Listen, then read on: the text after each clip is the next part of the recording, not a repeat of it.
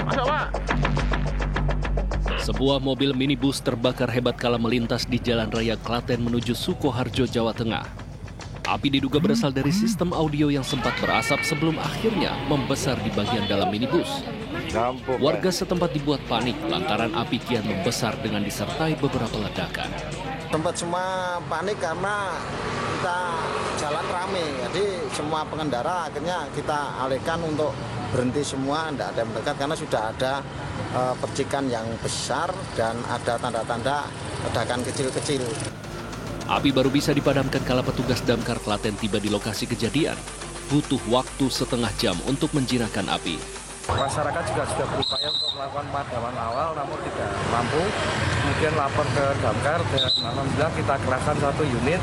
Kita datang ke lokasi 30 menit kemudian bisa kita kuasai. Penyebab bukaannya di korsleting pada kelistrikan pada audio mobil. Penumpang yang berjumlah 3 orang selamat dari peristiwa ini lantaran sempat menjauh sebelum api membesar. Dari Klaten, Jawa Tengah, Singgih Aji untuk CSI RTV. Kematian dokter muda di kamar kosnya di Semarang, Jawa Tengah hingga kini masih menjadi misteri. Sementara itu, Kasat Narkoba Polresta Barelang beserta 9 anggotanya diamankan Propam lantaran diduga terlibat penjualan barang bukti sabu. Sahabat, inilah catatan seputar investigasi. Bersama saya, Ezra Hadianto.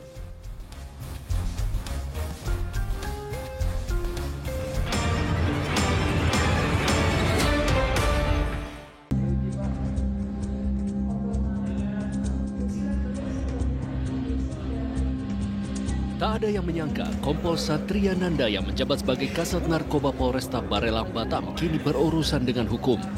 Ia yang biasanya berada di garis terdepan untuk memberantas narkoba kini diduga ikut terseret dalam kasus yang sama. Ia beserta 9 anggota tim Opsnal Sat Narkoba Polresta Barelang diduga telah menyelewengkan barang bukti sabu seberat 1 kilogram. Betul, kami benarkan ada beberapa oknum ya daripada anggota Polri, dalam hal ini adalah anggota Polresta Barelang yang bertugas di bidang satuan narkoba. Hanya kami membenarkan itu saja.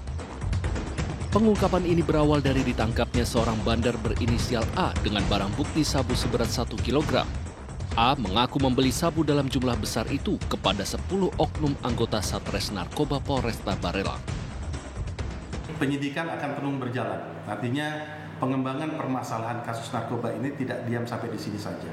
Ya tentu dari pihak internal saat ini tengah mendalami terhadap keterlibatan beberapa oknum anggota tersebut. Kini 10 anggota yang diduga terlibat masih menjalani pemeriksaan di Mapolda Kepulauan Riau. Dari Batam, Kepulauan Riau, Sauki Sahab untuk CSI RTV. Hilang kendali saat mengendari motor, seorang remaja tewas tabrak mobil ambulans di Kabupaten Polewali Mandar, Sulawesi Barat. Kerasnya benturan mengakibatkan pengendara sepeda motor terpental hingga beberapa meter.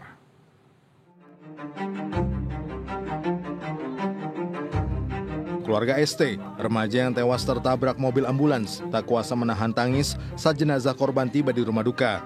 Ibu korban bahkan histeris tak menyangka anaknya tewas dalam kecelakaan tersebut. Sebelumnya kecelakaan bermula saat sepeda motor yang dikendari korban melaju dari arah Polewali menuju Kabupaten Majene di Jalan Trans Sulawesi, tepatnya di depan Pasar Sentral Pekabata, Kelurahan Pekabata, Kabupaten Polewali Mandar, Sulawesi Barat. Namun saat hendak menyalip kendaraan yang ada di depannya, korban hilang kendali hingga terjatuh. Di waktu yang bersamaan muncul mobil ambulans melaju dari arah berlawanan yang sedang membawa pasien hingga tabrakan pun tak terhindarkan. Korban sempat dibawa ke RSUD Haji Andi Depu Polewali, namun naas nyawanya tak dapat tertolong.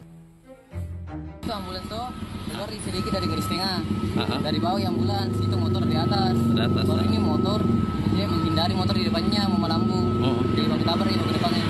Ini pengendara motor hendak hendak mendahului kendaraan yang ada di depannya, sehingga tidak bisa mengendalikan kendaraannya sehingga terjatuh dan ambulans dari arah barat tersebut menabrak pengendara yang terjatuh tersebut.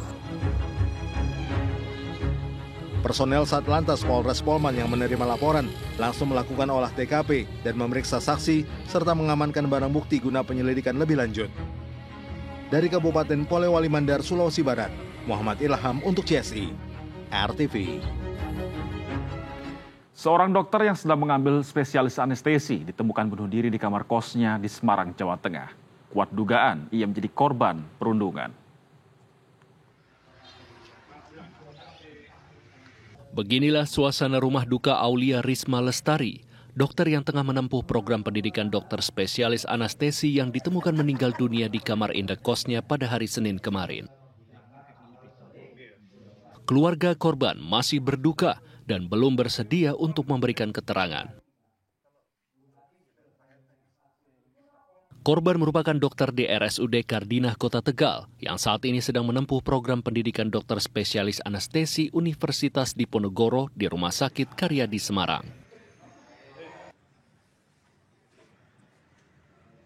Dan beliau mendapatkan penugasan sekolah spesialis dari Pemkab Kota Tegal.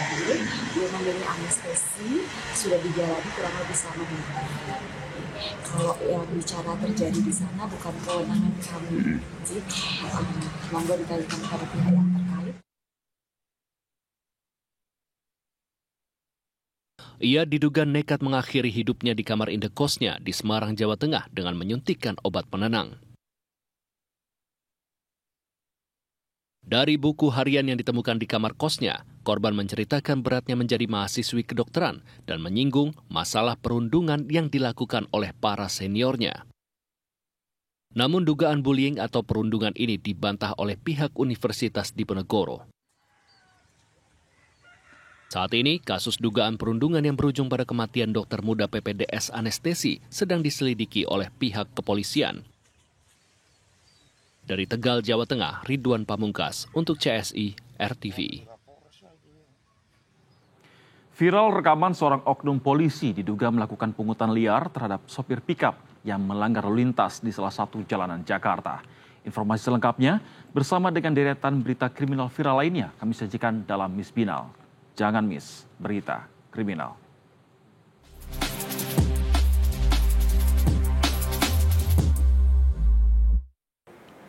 Hai, selamat malam. Ketemu lagi nih sama Miss Binal, jangan miss berita kriminal. Apa kabarnya? Aku udah pilihin nih 3 berita kriminal yang lagi viral buat kamu. Kita lihat aja yuk. Ulala, ini viral lagi nih. Ada polisi diduga narikin duit pungli alias pungutan liar pas nilang sopir pick up yang melanggar lalu lintas di salah satu jalanan Jakarta.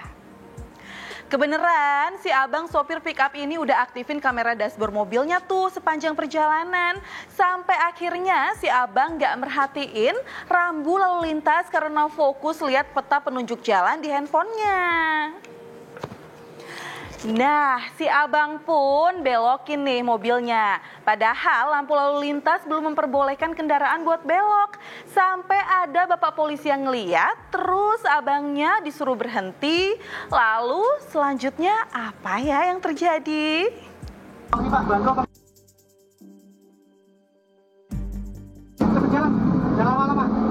Ups, suara oknum bapak polisinya kedengeran kan tuh nawarin buat mau dibantu aja nggak daripada ditilang.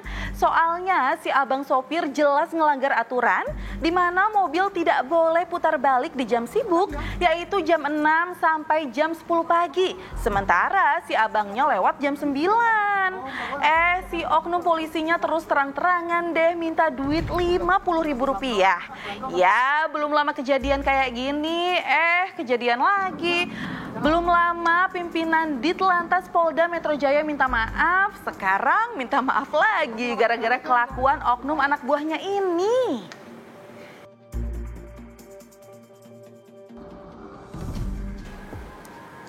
Sama kasus yang viral kemarin-kemarin juga nih, oknum polisinya sama-sama udah dinonaktifkan dan lagi menjalani sanksi etik. Duh, kayaknya para pimpinannya harus lebih tegas lagi deh. Masa kasus kayak gini kejadian terus sih? Kita lanjut ya, ada premanisme terekam kamera warga di sebuah perumahan wilayah Kabupaten Bekasi, Jawa Barat. Biasalah, preman ngapain? Yap, malak. Ngakunya sih bapak-bapak berikut ini katanya kontraktor. Nah, modusnya mereka ini nggak memperbolehkan pemilik rumah buat renovasi kalau nggak pakai tukang dari akamsi alias anak kampung sini. Yang bilang begitu adalah si bapak berkemeja hitam ini nih yang diduga satpam perumahan setempat tapi mengaku sebagai warga asli di wilayah perumahan baru tersebut. Terus bilangnya kalau mau tetap pakai tukang bawaan sendiri harus bayar dulu dong ke mereka sebesar 1,5 sampai 4 juta rupiah. Gede banget. Peristiwa ini terjadi di perumahan baru di Desa Sukamekar, Kecamatan Sukawangi, Kabupaten Bekasi.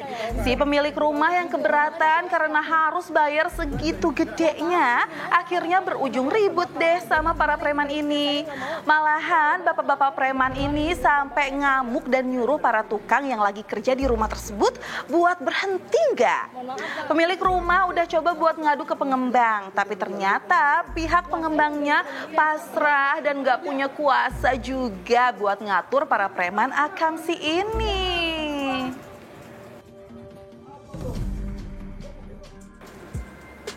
Nah, kalau udah gini mending langsung lapor polisi aja deh tuh warga yang baru beli rumah di situ. Jangan mau bayar ya. Enak aja. Tanah kita yang beli. Renovasi pakai duit sendiri. Enak aja terus dimintain duit buat hal-hal yang gak masuk akal kayak gitu. Sentil nih. Kita lanjut yuk ke viral yang terakhir. Ada berita apa ya? Ulala, berikutnya ada 3 pemuda yang kompak banget kerjasama jadi maling di sebuah warung sembako di Kampung Gubuk, Desa Sukabakti, Bekasi, Jawa Barat. Ketiga pemuda ini nyuri 1 tabung gas ukuran 3 kg yang ditaruh di depan warung sembako tersebut. Jadi emang gampang sih bawa kaburnya. Awalnya nih, ketiga pemuda ini datang buat beli rokok. Bener sih beli rokok, tapi pas mau pergi dari warung, sekalian angkut tabung gas yang dipajang tuh. Yang beli rokok cuma 1 orang kan yang turun dari motor, terus 2 temennya duduk manis berboncengan di atas sepeda motor. Oh, mereka boti ya, alias bonceng 3. Entah emang niat dari awal datang ke warung buat nyuri tabung gas atau emang karena ada kesempatan aja. Tapi ketiganya kayak udah lihai nih say. Gercep banget angkut tabung gasnya terus kabur dalam hitungan detik. Kalau cuma iseng sih ngerugiin orang ya, terlalu. Wah, buat warung-warung yang majang tabung gas ijo di pinggir jalan nih, wajib loh ya pasang rantai besi buat ngiket antar tabungnya. Biar apa? Ya biar nggak gampang diangkut dong, kayak warung yang terekam di CCTV tadi. Nah, pesan Miss Binal selalu waspada ya dimanapun kamu berada. Jangan sampai kamu jadi korban kejahatan atau malah kamu nih yang jadi pelaku kejahatan selanjutnya. Itu dia Miss Binal, jangan miss berita kriminal. Dah.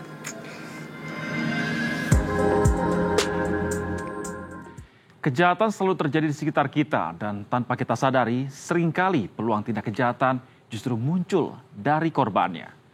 Brigadir Susan akan memberikan tips bagi kita untuk mengurangi peluang jadi korban tindak kejahatan dalam CCTV, sisi lain tindak pidana. Tidak hanya merekam kejahatan yang terjadi, CCTV juga seringkali merekam tindak kejahatan yang berhasil digagalkan, baik oleh korban maupun saksi di lokasi kejadian. Seperti aksi yang satu ini, sahabat, mari kita saksikan bersama videonya. Jauh amat sih lu, sini parkirnya.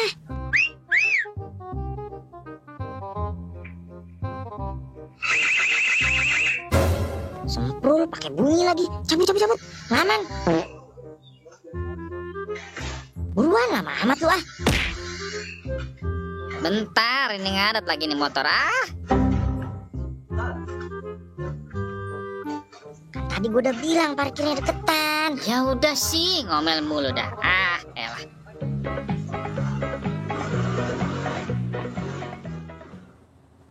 Nah sahabat, lihat kan videonya nih. Ada 3 orang nih yang datang. Lihat kiri, lihat kanan, loncat persiapan ya. Loncat, iya masuk. Nah, kabur dia. Dia kabur karena ada alarm sahabat. Nih lihat, keluar dia langsung nih. Menuju ke teman-temannya ya sahabat. Nah, motornya nggak bisa jalan. Nah, bingung nih. Mau kemana nih ya? Gimana? Nah, kasihan Mbak. Mau kasihan tapi maling ya. Ya udahlah ya. Nah, akhirnya mereka bisa kabur nih sahabat.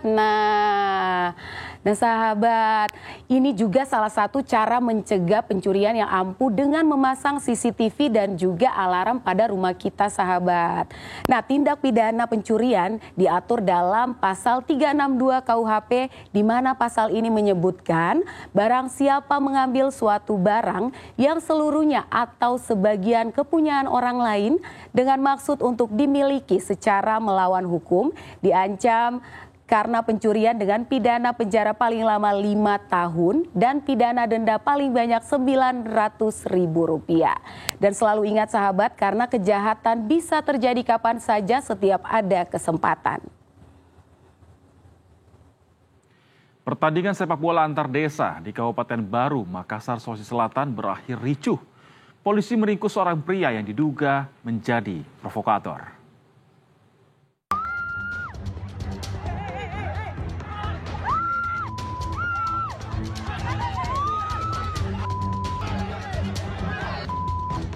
Para penonton histeris saat pertandingan sepak bola antara tim Desa Libureng dengan Desa Lompok Tengah berubah menjadi ricuh.